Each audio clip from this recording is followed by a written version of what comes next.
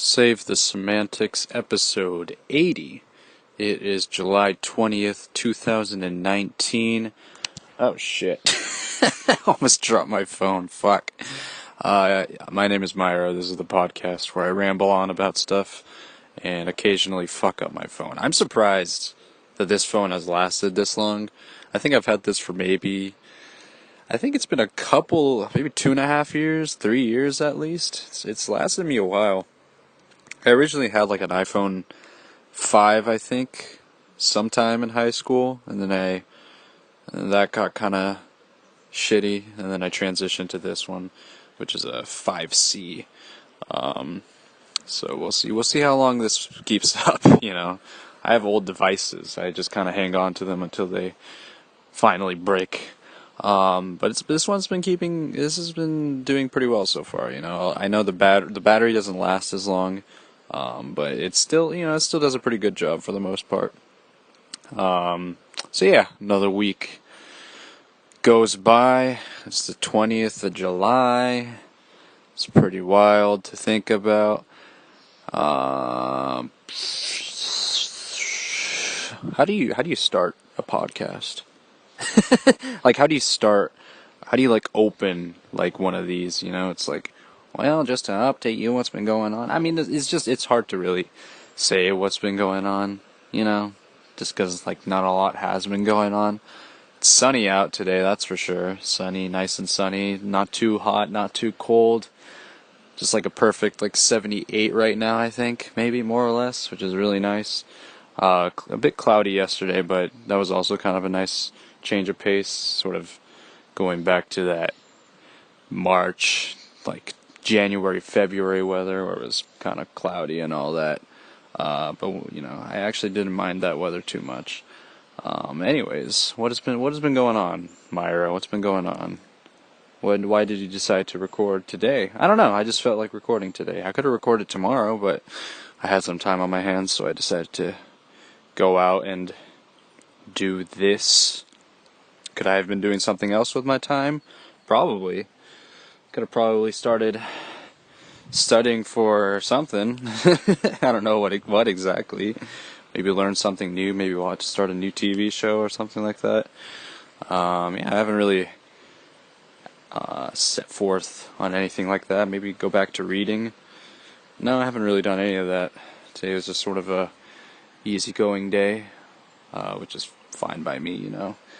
It doesn't always have to be productive. I always sort of say that things have to be productive, but sometimes you're just not in the mood or have the mindset to do anything that's of any importance or significance, I guess. Sometimes you're just kind of like, I'm just gonna lay down and watch a movie, and that's exactly what I did. I watched Spiderverse, or the Spiderman, the animated Spiderman movie that came out last year. It's on Netflix, so I eagerly watched that. It was pretty good. It was really good, actually. I've mentioned before. Did I mention before? I don't know, but I've talked about how I'm not like the biggest like superhero fan by any means. Of course I enjoy the movies, but I'm not like those type of people that go to like Comic-Con and stuff like that. But I watched the animated movie, and I enjoyed it. The animation is, of course, like the praise and all that, the accolades that it's gotten is enough already. So I'm basically just reiterating what everybody else who's seen it has already said about it. It's just a very well animated movie, super creative. Feels very much like a comic book, even though I'm not really an avid comic book reader by any means. Just the animation style is very like unique, in comparison to like other animated movies. I guess it's got its own style. It's got its own feel to it. All the characters feel very genuine. I really like the main character's interactions with his family and the other like Spider-Man men and women of the alternate universes and stuff like that. I thought that was all really well done. Story is fine. I think it was the movie was very like meta, and like it was able to poke fun at itself because like it understood that like the whole point is like there's just like a recurring storyline between all of the spider characters. You know, they all have pretty similar backgrounds. You know, even if there's like a little difference to it, but they're all kind of have the same idea behind them. So I thought that was I thought they handled it pretty well. You know, like they handled the sense of humor was great. Yeah, the characters are all really well written, so I enjoyed it. I recommend it for anyone who wants to see it. It's not really like, you know, it's not anything like it's like a kids movie or anything like that. It takes its audience. It doesn't like, I don't know. I feel like some animated movies or some movies in general kind of, it doesn't respect the audience. Like they don't like treat the audience as adults, or they don't treat them like they can like understand what the movie, so they have to like explain everything.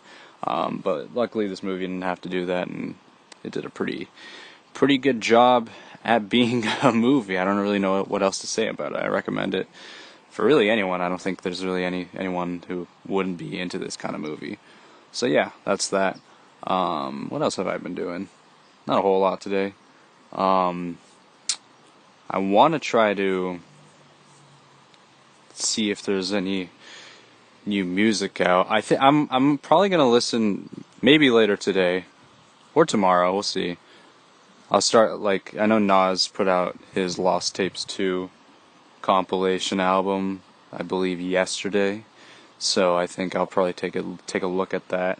I know that it's not necessarily like an official album. It's not. He's had a previous project titled The Lost Tapes, so this is essentially a sequel to that, where it's like a bunch of cuts that weren't part of any particular project of his.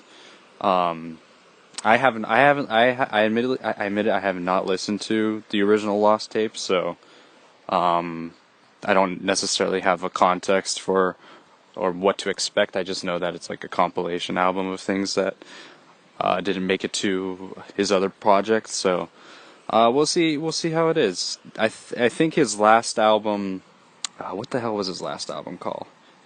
Nasir.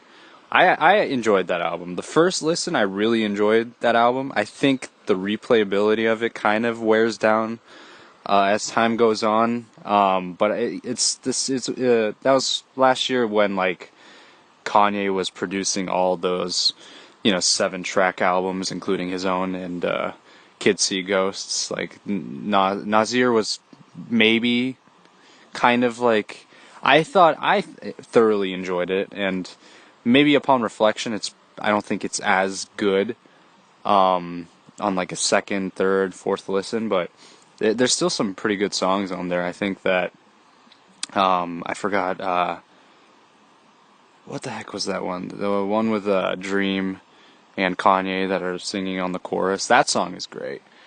I know that it kind of has some. It's a bit controversial. I admit that like he kind of makes some comments about like anti-vaccination, maybe, or it's like it's implied that he's anti-vax. So I don't know how to take that, but I think the song itself is still really good. I think what the hell is it called? Every day. Every time, everybody, everyone, everybody. It's like, it goes like your love, and then and everything. That's what it's called. I would change everything. Yeah, that's a good song. And the rest of the album's pretty solid too. I mean, it's only 7 tracks, so like you can pick and choose sort of like your favorites out of it for the most part. And yeah, I haven't really engaged with other, the other albums in Nas's discography, other than maybe like It Was Written and of course Illmatic. But like all the time period in between, like, his earliest works and then his later works is sort of kind of a blur to me. I haven't really listened to a whole bunch of those. Like anything from like the 2000s, I'm like, I just don't know. I haven't listened to any of that, and like people have said that it just doesn't hold. They don't hold up, mainly because like the instrumentation, the production isn't as well produced, you know, like that's one of the criticisms that people give. So I'm like, I just don't really have a whole lot of interest in listening to his other albums, you know. Of course, like Illmatic, you know, it's, you know, one of the greatest hip hop albums of all time. And I think It Was Written is pretty close behind too. That has a lot of great songs on there as well. And then I just after that I just kind of sifted through a lot of his other stuff. I mean, I've heard songs from those albums, and then back in like when was his last album? Not the one with Kanye, but like the one that it was what the heck was it called? I forgot what it was called, but Life is Good. I think it was called Life is Good. And it was released in like 2011, 2012. That was the last album he released before doing the one last year. So, and I listened to that album and I enjoyed that album. There were some pretty good tracks on there. I haven't listened to it in a while, so I don't really remember a whole lot from it. I just remember the song called The Dawn, where it has this sort of like loud, like instrumental loud beat, and just like Nasta Dawn, it keeps repeating that. Kind of sounds similar to like the Cop Shot the Kid song from his Nazir album, so I don't know. I just thought that was an interesting comparison there. But yeah, I'm definitely gonna check out his latest album, if you could call it that. We'll see how it holds up. I'm not really expecting too much, you know. I think like it's fine if it's not like that great by any means. Like, he's done his thing. Like, he's been doing music for 20, because not like Illmatic was released in 1994, so he's been doing music for like almost 30 years now, which is crazy. So yeah, I wouldn't necessarily be mad or anything like that. So yeah, music, all that. I've been spending time on Reddit for better or for worse, you know. It's just, you know, it's just sort of a thing. I've talked about like, ooh, should I like try to limit my use of like social media? Yeah, and I've tried to do that like before. Like, I've deleted Instagram like from my phone, you know, a couple times, but it doesn't really, I don't know. I never really, I realized I didn't really use Instagram that much anyway, so it didn't really have that much of an effect. And Facebook I don't use. Twitter, yeah, I've started to use Twitter a little bit, but I only use it like in short bursts, because I realized there's some more content on there that I was kind of missing out on. There's some funny stuff on there, you know. Avoiding all of the political shit that pops up in my feed occasionally. Like, it can be a good time, you know. People have some funny ideas and funny videos and stuff like that. So yeah, I use Twitter occasionally, but Reddit's just kind of like there. It just has the most stuff I can look at, I guess. It has the most like communities that I can just hone in on and see what discussions are going about. And you know, sometimes I just set out and like discover new subreddits or some things that I'm not particularly interested in, but might be interesting, I guess. If you go to like all, you see like the top rated or top most upvoted posts in all of Reddit, like regardless of like default subreddits and stuff like that. And you find some pretty crazy shit there. You find some pretty crazy stuff on there for sure. This is a little unrelated. This was not really, I did not find this like an all, but I was talking to my friends about this yesterday, I believe. No, a couple days ago. I was talking to them about, there's this user who submitted a post about him trying heroin for the first time, and then as you go further along in his user history and his posts, you kind of see like, you see his addiction kind of developing. He only has it's only like 4 or 5 posts. You know, the first post is him, you know, saying his experience of trying heroin for the first time. The second post is like 2 weeks in, and he already claims to be like an addict. And then the third post is like him trying to like recover or something like that. Fifth post is talking about just kind of reflecting on that whole experience and just giving a warning sign to other people not to ever try heroin. So yeah, you find some pretty dark shit for sure. Like I was like, of course you always contemplate whether it's like realistic or not. Is this something that's like believable? And like I feel there's not really much for anyone to lose by like being honest on like Reddit and like kind of like anonymous sites. Of course, like if you could track the user IP and all that, right? But like the username itself is, you could make it whatever you want it to be. You don't have to create like an email or anything like that. You can just kind of make a throwaway Reddit, Reddit profile, and you can just post whatever you want. So like why wouldn't you want to be like honest in a sense, right? If you need to get some stuff off of your chest. So I can imagine it being true. Like I don't think like I feel like it's a very distinct thing to be like writing about your very first heroin experience, like I don't think that's something that's like I don't think it's false. I don't think it's phony at all. Of course, like people might do it just to, maybe get some attention, get some internet free karma, I guess. But I don't know. I think that's kind of unlikely. Some of the other crazy shit that I see like on Reddit, like especially r/all that I've just like kind of stumbled upon was like you see some like pretty interesting. You definitely see some pretty interesting like stories and like storylines for sure, like there was this one there's this one subreddit that I kind of stumbled upon that was called Pro Revenge, and like I don't really know what to think of it. I thought that was kind of interesting. Like the whole premise is like you like users trying to like justify like what it means to like kind of take revenge on someone, So I thought that was kind of interesting. I think, of course, they're saying like don't promote revenge in every single like scenario, but like, I mean, it's kind of hard to like defend that when a lot of these stories are just like kind of crazy,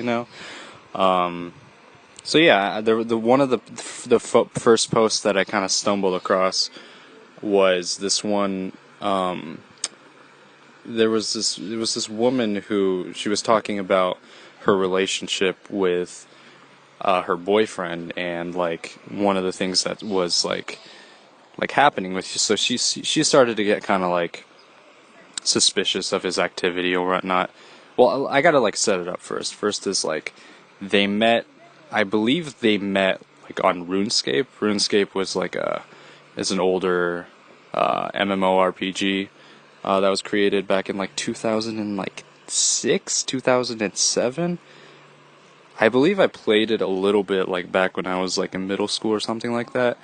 But like the context, this is sort of like the base context for how the story goes. And so like they met online over RuneScape, and they sort of developed like a long distance relationship more or less. And so they like kind of went about things just sort of for a while. I think they were together for maybe like 6 or 7 years, and then they finally met in person. And then after that, they decided to they tried to like live together, I think, more or less. I don't remember the exact the storyline for that, but like after that, like it was kind of like there's some like there's a bit of a gray area when it comes to like how much you can really believe like the main like posters, the OPs like posts. But I think that there's the one part where she like mentions how he was like looking for a job, but like he sort of has like a history of just kind of being like a bum, and like he doesn't really seek work. He's just kind of in his room playing like Runecraft, so she has to do all the work by herself. And I'm like, I mean, I don't know, right? Like, that part, I'm like, I don't know entirely, but I'll take it for it, because like, what happens next is that like, for I guess there's like a period of time where they lived on their own again. They were sort of maintaining like a long distance relationship again. And so one day he comes from his place and then goes to hers, and they meet up, and then they were hanging out, everything's going well, and then like a text appears on her phone that like says it's from like another woman. She kind of falls into like a rabbit hole, and then she realizes that he's cheating on her, and like she just kind of keeps it to herself until he leaves, and then after that, I think she sort of sets out on her like revenge quest, I guess. I'm not entirely sure what to call it. So I mentioned that like they both met like over RuneScape, right? So like over RuneScape, they shared like an account together, and so when I guess like in the context of the game, when you share like an account together, you're able to share all the resources you've collected, all the experience you've collected, and all that. So I'm gonna continue this story in a little bit. Just give me 1 second. Anyways, back to what I was talking about. I had to move because some people kind of barged into my area, and were taking up some space. Where were we? Shared RuneScape account. So basically, her and her boyfriend, they had a shared RuneScape account since like 2000, I don't know, 2008 or something like that. And so she had all of like access to all of his stuff, and he's been playing it forever. He's been playing it for over 10 years. And that's kind of what he's been doing other than work and stuff, And then so once after she actually didn't like confront him in person, like after he leaves, like she goes onto their like RuneScape account, and then she just like sells and gives away like everything, right? She sells like a dude, or she like gives like some other guy like all of like the wood that he's like collected over like a 10-year span, just all the money, everything that he's built up, all the character creations and stuff like that. She completely just like decimated that, just completely got rid of everything, right? And then like she received like a call from him asking her for, crying and asking her to like take him back and stuff like that.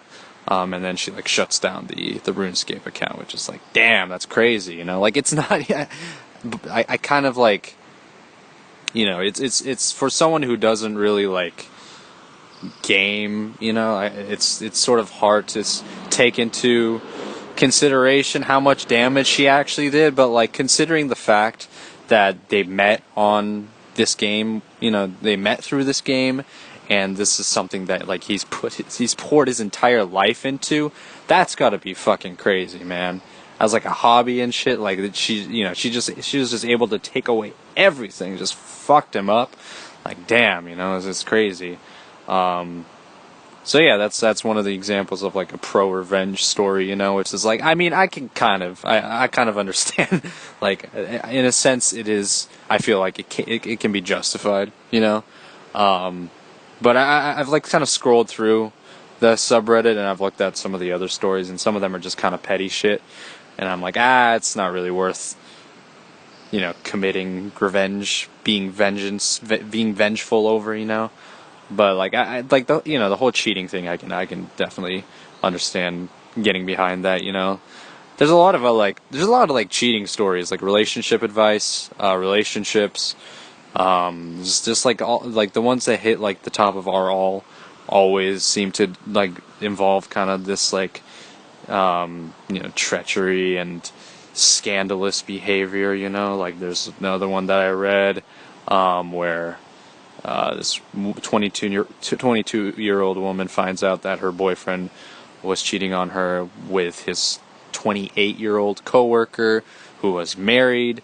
So it's all fun and games, but it's it's in a way it's entertaining to go through those kind of stories. I mean, of course it's, for the person that's posting it, it's an incredibly serious moment, but it's able to kind of get things off of their chest, just sort of put it off, even if it is anonymous, like other people kind of are able to sympathize with them in that situation, which I've mentioned before is like one of the benefits of like having this kind of social media, internet kind of culture, like you're able to, you can kind of, you're able to empathize with so many more people than you would have been if you weren't like, if, like I've said, if you like live in a small town or if you live in a rural area, if you have internet, at least you'll have someone to, connect with, even if it's very short or infrequent, you'll have something in common to bond over. So yeah, that's kind of that. But I just wanted to talk about some crazy shit that I find sometimes online. It's not that crazy, but it is just kind of interesting to read into. I try not to get caught up too in it, though. Like, I don't want to be so consumed by it that, like, it just becomes like, oh, I gotta read another one of those crazy drama stories. It's like, once in a while, I just kind of like to partake in some drama. So yeah, that's gonna do it for the podcast today. This has been Save the Semantics, signing off.